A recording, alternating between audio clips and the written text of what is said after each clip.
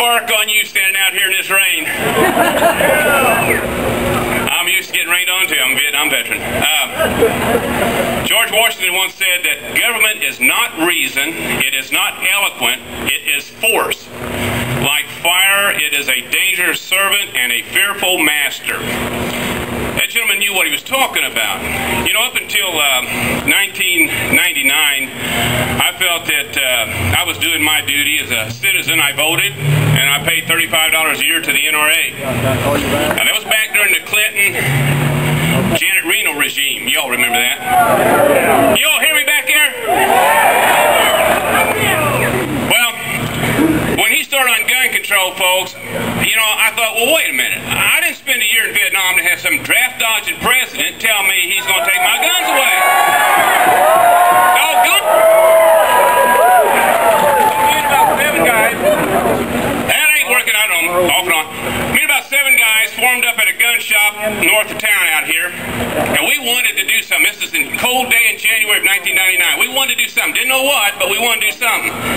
And we started this group called the Second Amendment Patriots. Now, I won't go into all the details of stuff that we've done, but we started growing. We got the wives and the kids in on this thing. And we started getting our friends and neighbors involved in it. And we became political. We started teaming up with people who stood up for the Second Amendment. I hope you all believe in that Second Amendment. You do, don't you? You're doggone right. If it wasn't for that Second Amendment, that's the cement to the Bill of Rights, folks. If it wasn't for that, we'd be living like they live in China. Okay, well, we formed up and we started teaming up with some good people running for office. We helped them get elected. And our first big step into the political arena was when, in 2000, and I want to give you the point of what we do as a group. This is just individuals. It's a collective body of citizens. We don't charge dues. We're not all that organized. It's just a body of people, just like all of you out here, that's willing to stand up and do something, not just talk this thing to death, but do it.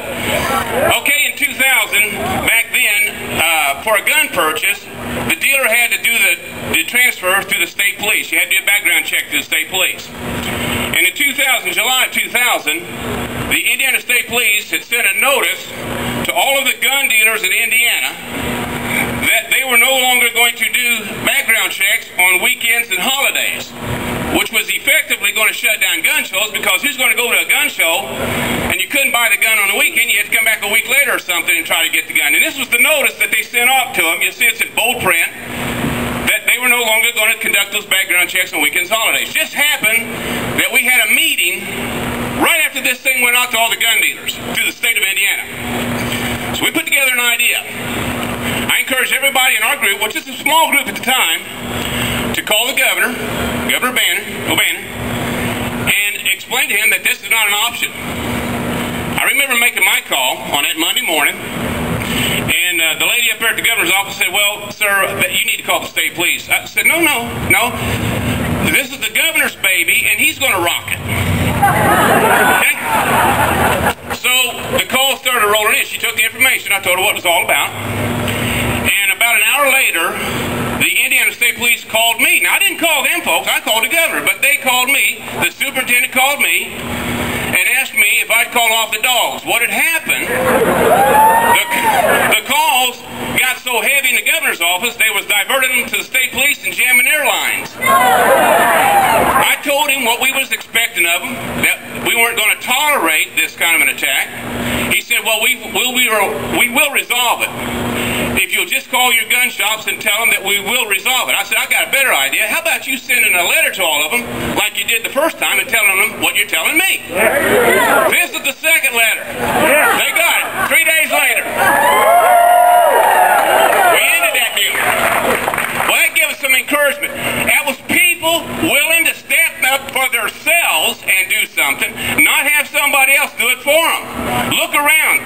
Who's not here with you? Your family members, co-workers? Them people ain't going to do nothing. I'll tell you who'll do it. The people with the hard bark that stand out here today will do it.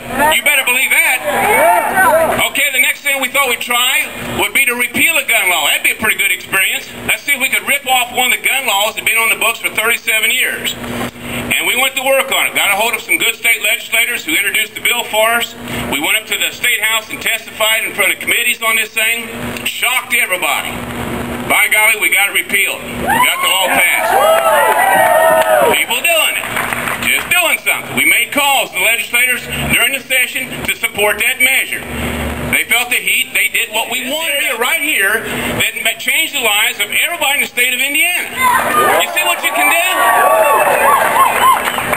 Sam Adams said it does not require a majority to prevail, but rather an irate, tireless minority keen to set brush fires in people's minds. I think he knew what he's talking about.